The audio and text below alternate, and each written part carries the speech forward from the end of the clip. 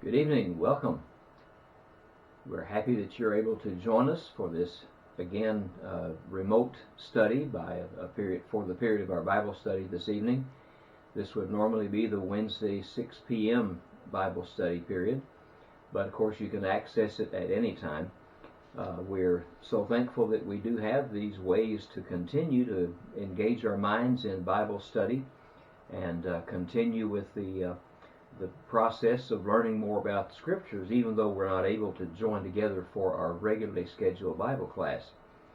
At the present time, we will still be continuing to meet on Sunday morning at 11 a.m. for our period of worship then, but all the other services will be suspended until we see that we're able to resume those, and we hope that it'll be soon. We'll be sending out information about when and how and under what circumstances we can start back to having regular worship services and Bible study services at the building.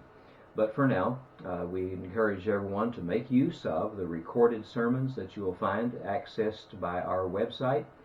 Also with the Sunday morning Bible studies that Brother Rick Wade is putting together. Those are available as well through the website under the resources link on the resources page, and also this one here for Wednesday evening. We've been having quite a good study in our attempt to understand more about prophecy and the prophets.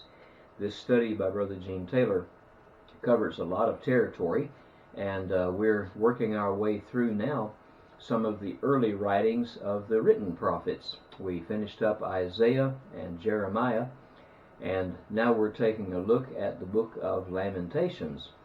Lamentations is a little bit different. Sometimes we get the feeling that Lamentations is just a repeat of perhaps what Jeremiah wrote in the book that bears his name. But we know that even though he expressed in the book of Jeremiah his reaction and his sadness and his despair at all the terrible destruction that was facing the people of Judah, the book of Lamentations takes it to a different level. In my thinking, at least, and maybe some of the different scholars that I've read about this book, there seems to be a more poetic nature to it, especially in the way that it's arranged. In just a little while, we'll look at some of the ways in which the 5 chapters of the Lamentations of Jeremiah are arranged in a poetic way, a setting that seems to draw attention to the terrible nature of what it was he was describing.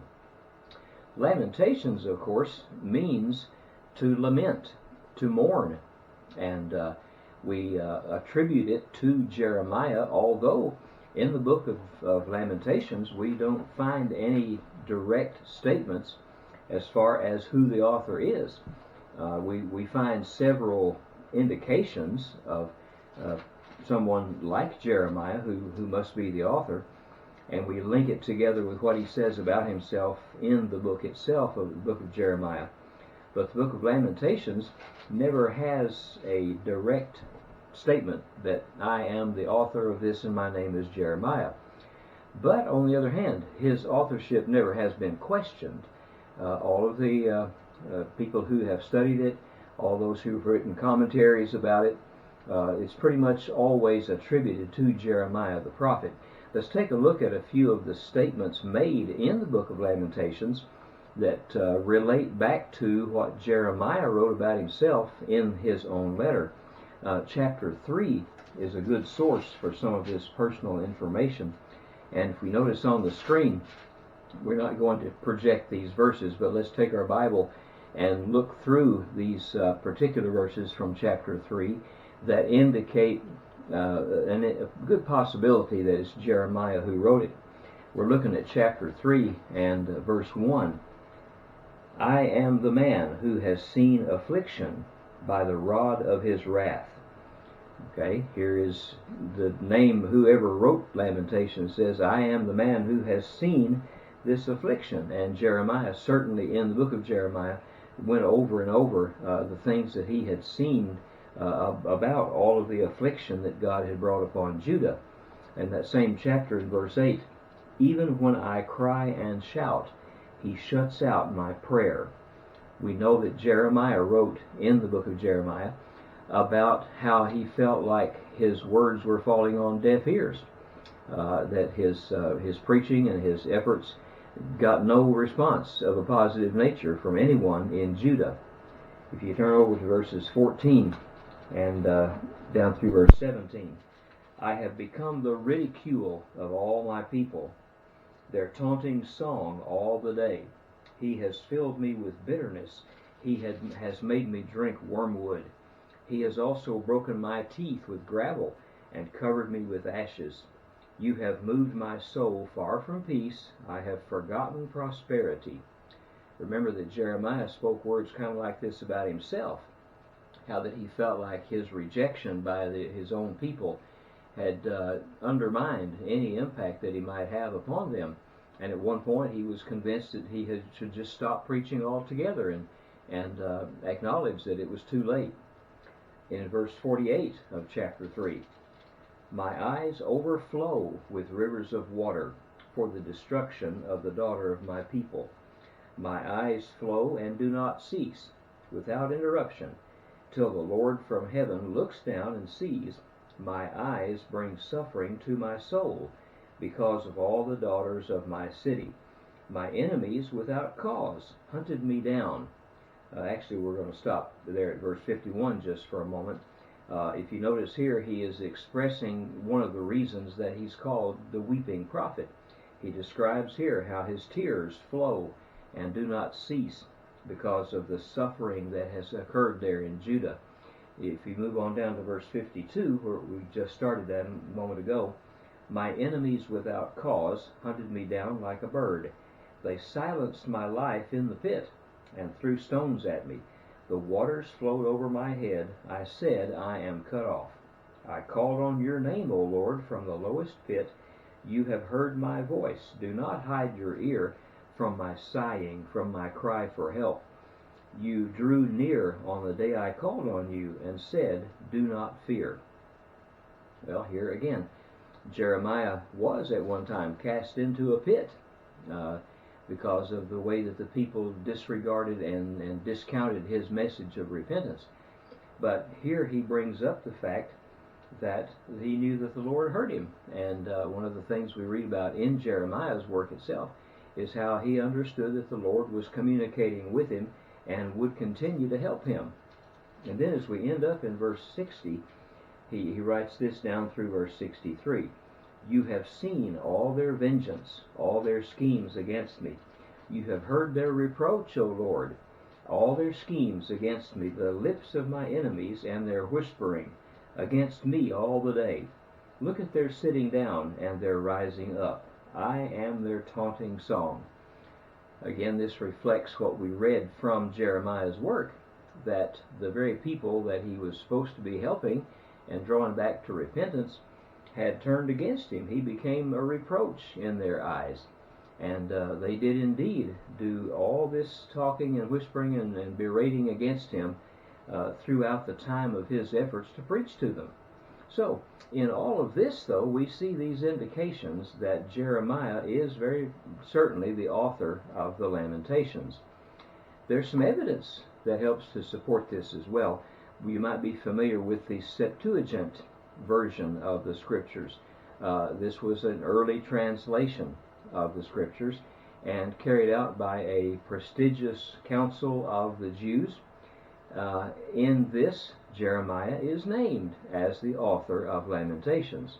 Also, the early church fathers, by that we mean those who were leaders in the early congregations of the church, like Jerome and Origen, people that you heard their names before as early leaders among the church.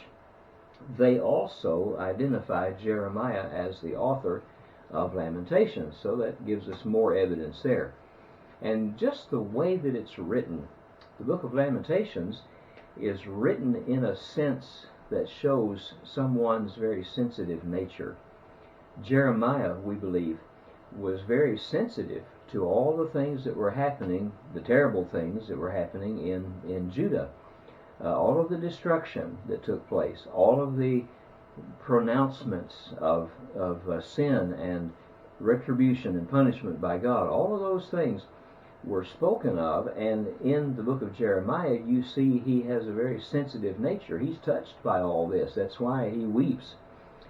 So the same is true here in Lamentations.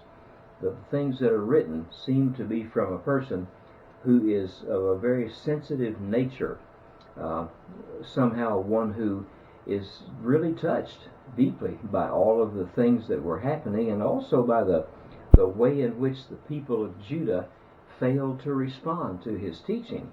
If you look in your course book at the top part of page 32, where we are studying this evening from lesson 10 on the Lamentations, we notice that in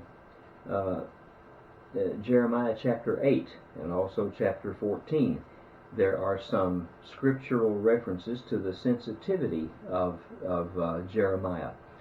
They don't necessarily say he is a sensitive person, but they describe ways in which he was touched by all the things that he saw happening.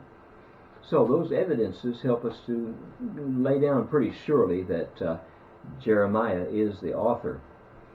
Like the other books that we're studying, it helps to know more or less the date that they were written, the time frame, and from what we read in Lamentations and also in the book of Jeremiah itself, this latest writing here, this lamentation, probably takes place during the time between the capture of Jerusalem by the armies of Nebuchadnezzar and its eventual destruction, right there near the end of the kingdom of Judah.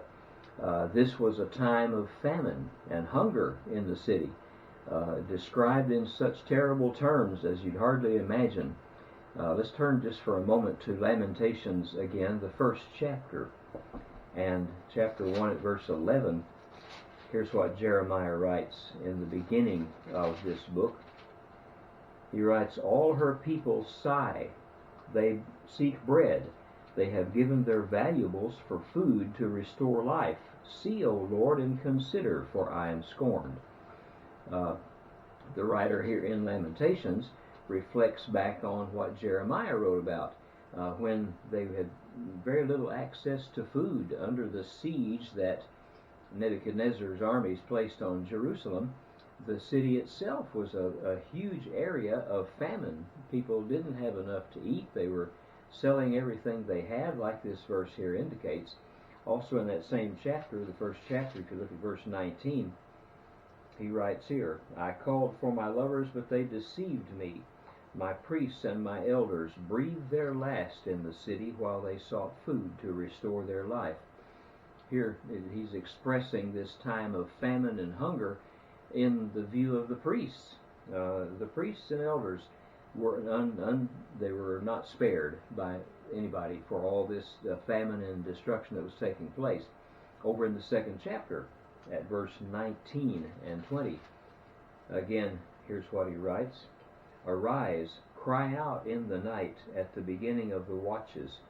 Pour out your heart like water before the face of the Lord. Let your hands toward him, lift your hands toward him, for the life of your young children who faint from hunger at the head of every street. See, O Lord, and consider, to whom have you done this? Should the women eat their offspring, the children they have cuddled? Should the priest and the prophet be slain in the sanctuary of the Lord?" So here again he's describing some of those very serious famine issues in the city.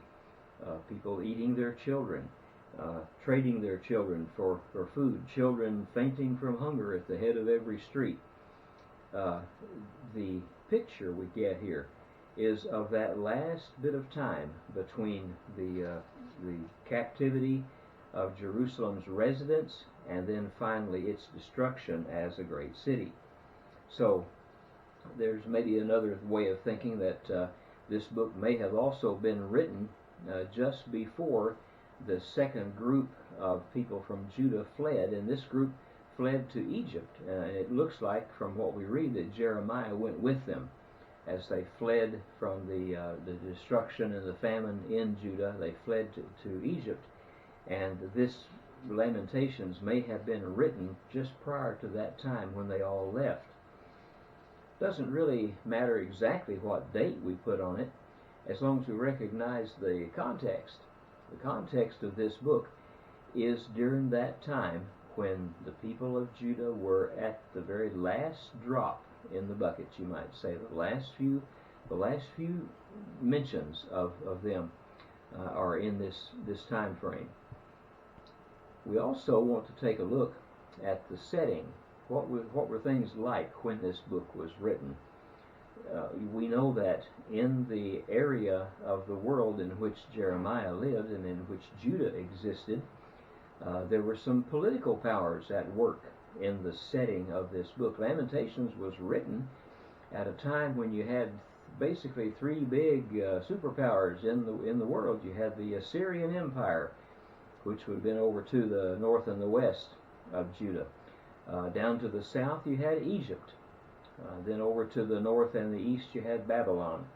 All of these powers were either coming to power or receding from power during the time when both Jeremiah was written and when the Lamentations is written.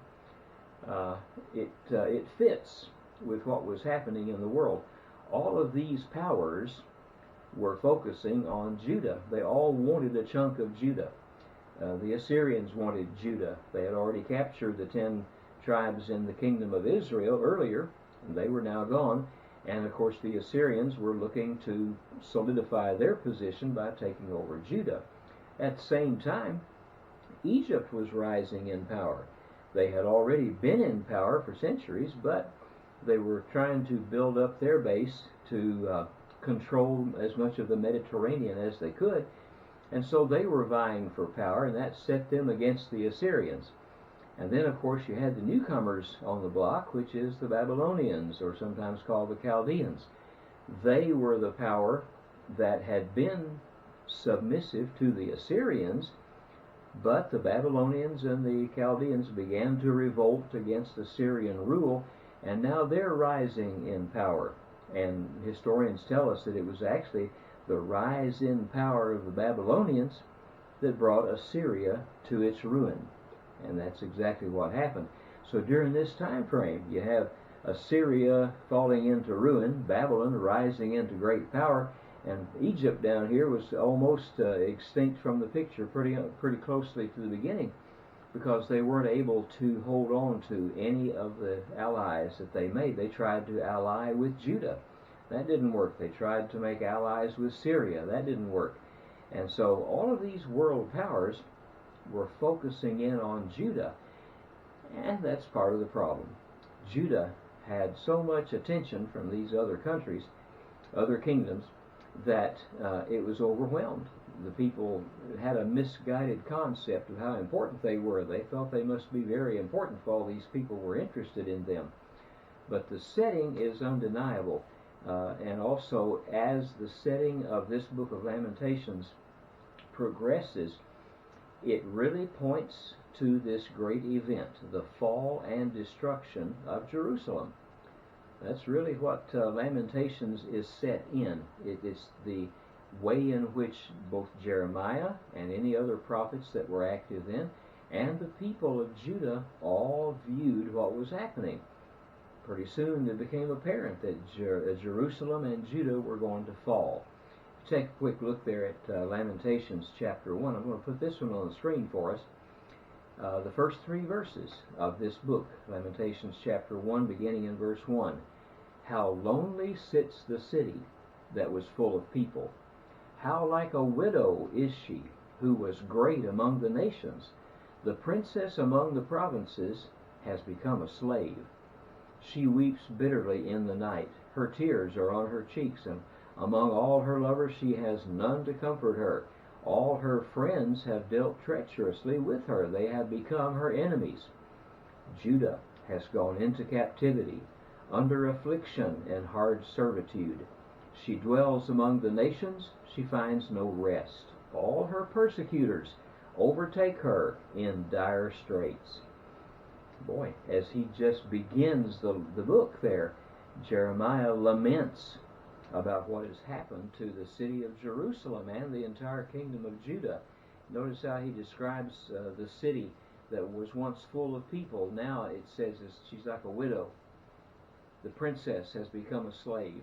Those are some pretty sad words here, and the Lamentations gets its name, I think, from that tone of thought that Jeremiah begins with right there in the very beginning. There were other things going on then too, and the setting is not just limited to what was happening politically or economically and socially in Jerusalem itself, but you also have to think about the religious setting in which this occurs. The religious setting was one which prompted the writing of this Lamentations. And just think about it. A people once very strong and supported by the Lord and reliant upon Him had now turned just about 180 degrees. They did not care for the Lord. They did not follow His teachings or His laws and His statutes, and therefore God was not helping them. God was not blessing the people who turned against Him. His will was always this, that when you worship me and follow my way, then blessings will come. But the flip side of that was what was happening to Judah. As they went away from God, no more of the blessings were there. And so his people were falling into disrepair. One of the things that we do understand about the setting of the book of Lamentations is that the things that happened in the fall of Jerusalem were known worldwide. In the historical accounts of many of the nations of the world, we read about the events that took place there when Jerusalem fell. It was pretty well covered in the book of Jeremiah and now the book of Lamentations, but they had a little bit different approach. In the book of Jeremiah, the prophet prophesies or teaches about and anticipates the fall of Jerusalem and Judah. In Lamentations, it's kind of looking back. Jeremiah here looks back at what all has happened, at the utter distress of the people. You could almost put the term Holocaust on there. It was like that. Their destruction was complete. And so when you look at some of the historical writers who wrote about Lamentations, there was one, Irving Jensen, who's quoted in our lesson guide. He writes this: knowing from his prophecies how Jeremiah wept over his people before judgment fell, it is not difficult for us to imagine the depths to which his soul sank in utter grief as he watched the holy city burning and his people being ravished. Lamentations reveals something of that experience, the terrible nature of it. And so that helps us to understand maybe the basic idea in writing the Lamentations. I believe it was written for a purpose, and that was to convey the grief that Jeremiah felt at these people who had gone away from God. But as we continue, we mentioned earlier that this particular book has a unique composition and style. The book is put together in a way that is very poetic. And actually there are 5 chapters, like we mentioned. And those 5 chapters are written in the form of 5 poems. I don't know if Jeremiah was a poet by nature, but many times what we find is that writers about great events use poetic language to impress upon their readers some of the intense feeling that they have for it. And that's what Jeremiah does here, using a poetic approach is how he writes. The first chapter, if we were to take just that one chapter alone, it focuses pretty much on the destruction of Jerusalem. That's where you find the descriptions like that which we just read from chapter 1. Chapter 2 shifts attention to the anger of Jehovah, to the anger of God. The reason for God's anger is this turning away from Him and the failure of the people to respond to preaching by these prophets. The third chapter is a prayer for mercy. It's a poetic prayer that beseeches God to be merciful, even though these people have gone away, they've sinned terribly, and they've been unrepentant. They're still God's people. And God had said, you'll be my people from now on. God didn't ever forget that, of course, but the people prayed here through Jeremiah's writing here and in Lamentations that God would remember his people and be merciful to them. So that's an important factor too. Chapter 4 is devoted pretty much to describing the siege of Jerusalem. We know that when Nebuchadnezzar brought his armies to Judah, the first time he came was to take away some of the inhabitants. They took away and put them back in Babylon. They carried off the princes, the leadership among the Jews. And then when you see the last part occurring, it's not Nebuchadnezzar himself, but his under-captain, if you will. I don't have his name here at hand, but you know, he's the one that came and actually laid siege to the city, and the city was under lockdown for a couple of years. There were no goods coming in or no people going out. The siege of Jerusalem, and chapter 4 covers a lot of the things about that. And then the last chapter, chapter 5, is a prayer for restoration. And one of the things that Jeremiah and also Isaiah before him prophesied about was that, yes, God would bring destruction on these disobedient and unrepentant people, but God would also provide a restoration. God told them, after 70 years of captivity, you will return. And in that 5th chapter, there's a prayer for the people of Judah to be allowed and aided by God to come back and restore that which they once had. So as we look more closely at that, we can see in the style area. Now, here's a problem that you and I have. We don't read Hebrew, and this was written in Hebrew. The book of Lamentations, like we said, is 5 short poems, 1 in each chapter, but they're written with the type of language that you'd use to write a funeral song. It's like a funeral pronouncement, some kind of an observation that you'd see at a funeral. And what the writer does in the first 4 chapters is that he uses an acrostic. Now, if you look at your course guide, this is explained in more detail under B at the top of page 33. He tells us there how this set of 5 poems follows an acrostic pattern. And let me explain what that is. An acrostic pattern is one that is based on a sequence of items, like our alphabet, for example.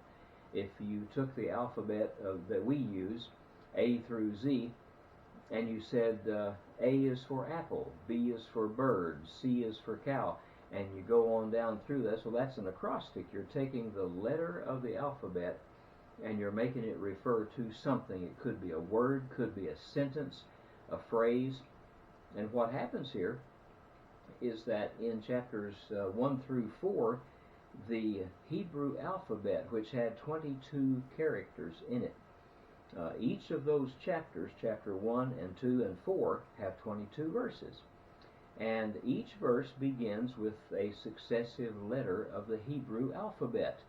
Now, we don't know that because we're reading it in English and our alphabet's different and we don't use the same words, but if you were able to look at the Hebrew alphabet, you could see there how in the first 2 chapters and also in chapter 4, each of the 22 verses begins with a word that is the letter of that Hebrew alphabet, the first one through the last one, the 22nd one. And then chapter 3 is a little bit different. Chapter 3 is going to have some more pronounced and longer comparisons of words, but it has still a number of verses allotted to the characters of the Hebrew alphabet, and they're in groups of 3. And then finally, Lamentations chapter 5 has 22 verses also, but it's not in an acrostic. It's just verses that make up this prayer for restoration like we talked about. There's also something else of interest here. And you know, you think about, well, why would Jeremiah go to all the trouble to put together this Lamentations writing in such a specific and very complicated method? Well, we don't know for sure, but we know that maybe this arrangement was to help people memorize it. You know, not everybody had access to the written word back then. Very few actually had the scrolls and the papyruses on which things were written. Lots of it was by memory. And maybe this was to help them remember and memorize the various parts of this book. Some authors even think that maybe using this acrostic from A to Z was a way to show, maybe make a symbol of the fullness of this destruction. That what Jeremiah was talking about was a full picture of everything from A to Z, you might say. Something else that was interesting is that in the very way that these verses are written, now I have to admit I slept through senior English class most of the time in high school, and I did not catch on to a lot of the poetic devices that were used. I know there's this stuff about iambic pentameter and where you put the emphasis and stuff like that.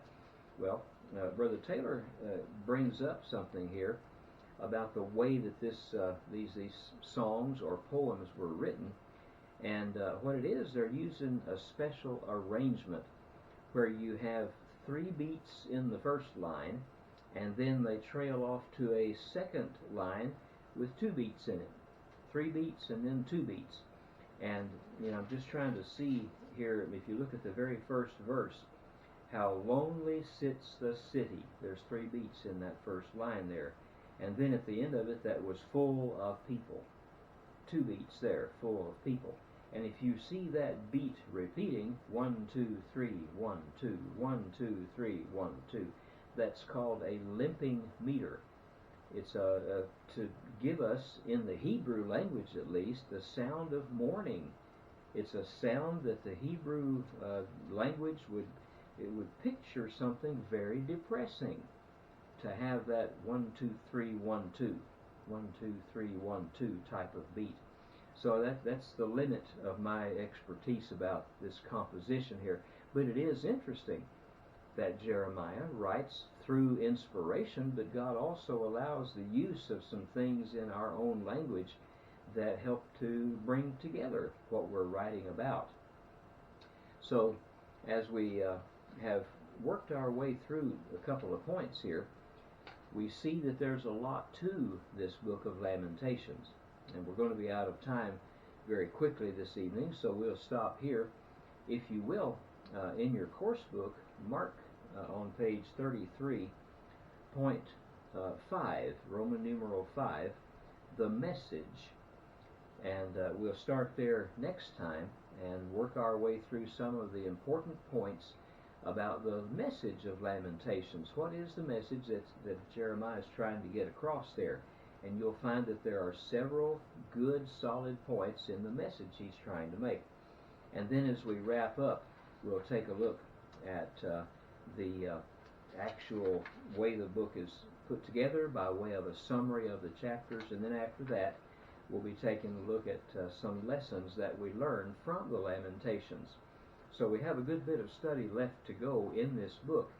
We do appreciate everyone who has tuned in and who has been able to study along with us. We appreciate your efforts and the way in which you consistently continue your Bible study. Please don't let that lag, even as we're in this coronavirus pandemic and have to be separated from the gatherings that we normally have. These study guides and these sessions are there for you to use. Also, if you look at our web page and go under resources, we also have links for all kinds of other Bible study materials that you and your family might be able to use at any time for Bible study. If you have any questions or any concerns or comments about the lessons, please make use of our comments section on the YouTube channel where this lesson will be posted. I would be happy to see any comments or questions or concerns that you have about the lesson, and if you'll send those in to the comments section, I'll read those and we'll be able to discuss them next time.